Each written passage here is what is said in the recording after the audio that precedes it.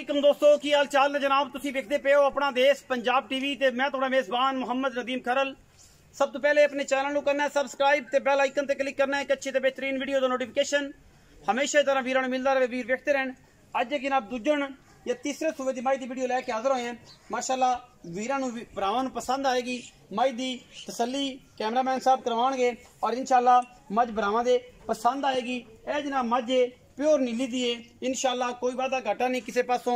मैं पूरी बरीक एक हड्डी चौकड़ा थोड़े सामने खुडा थोड़े सामने मैं माशाल्लाह बटन लगे हुए ने पंडा का वाना है और अल्लाह के फजल नाल ये जे तोहफे जड़े ने हमेशा अपना देश पंजाब टीवी ते मिलते हैं और इंशाल्लाह ये कोई दो राय नहीं। अल्लाह के खास फजल नाल पूरी बरीक पूरी नस्ली खानदानी शाह काली इको रंग की सिंह पिछे जाके कुंडे कर दी है मत्थे ते हल्का जा पफ रखे है और जनाब गिट गिट पशम ये जनाब चोटी के उत्ते और प्योर नीली की चोटी है।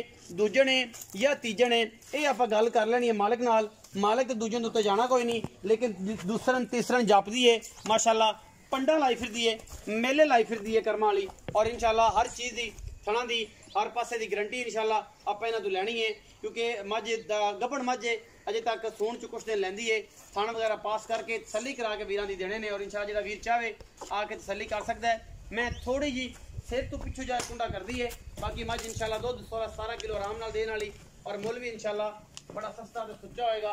वीरां दी नज़र अल्लाह के खास फजल नाल और इंशाल्लाह ये तोहफे ने जी इंशाल्लाह कोशिश पूरी करी दी है हमेशा वीरां वास्ते कि अच्छे ते नायाब हीरे लैके हाजिर होइए जिन्हां विच कोई किसी किस्म का वादा घाटा ना हो। माशाल्लाह फिट फिट बार कड्डी फिरदी है पिछे बटन लगे हुए ने और जनाब मैं दा बच्चा है गली बाती नहीं इंशाल्लाह वीरां नूं पसंद आएगी और इंशाल्लाह रेट भी बड़ा मुनासिब ते माकूल करावांगे जिहदे विच इंशाल्लाह कोई वादा घाटा ना होवे किसी किस्म का ना होवे और इंशाल्लाह चीज़ भी सुथरी ते सुच्ची होवे। अल्लाह के फजल नाल पूरी में पूरी खानदानी है पूरी नीली दी है और इंशाल्लाह कोई वादा घाटा भी कोई नहीं। थान बड़ा खूबसूरत लगे हुआ है पंडा का वाना है सार तो धुन्नी तक और माशाल्लाह अच्छी चीज़ है। वीर भरा वेख के राजी होंगे क्योंकि चीज़ा अनमोल और आला क्वालिटी दी हमेशा अपना देश पंजाब टीवी ने दिखाई ने और इंशाल्लाह रेट भी बड़ा माकूल करांगे। आओ जी मोटा जी इत्थे आओ जी। अस्सलाम वालेकुम। वालेकुम अस्सलाम। की नाम है जी? एहसान अली। एहसान जी। अच्छा एहसान तबीयत का की हाल है? करम अल्लाह सारी खैर है। अच्छा एहसान मैं विखाइए कितना सुआ ये भाईजान दूसरा सुआ जो तीजा ला लिया हैगी जैन मन दूजा मारा तो सन दूजा ही आंदे रहे ने। अच्छा हां जी लेकिन तीजन है? हां तीजन में तीसरा सुआ है मैं ते दूजन भी जापदी है लेकिन जन मन तीजन है। हां जी। अच्छा कितने दिन कट जाएगी?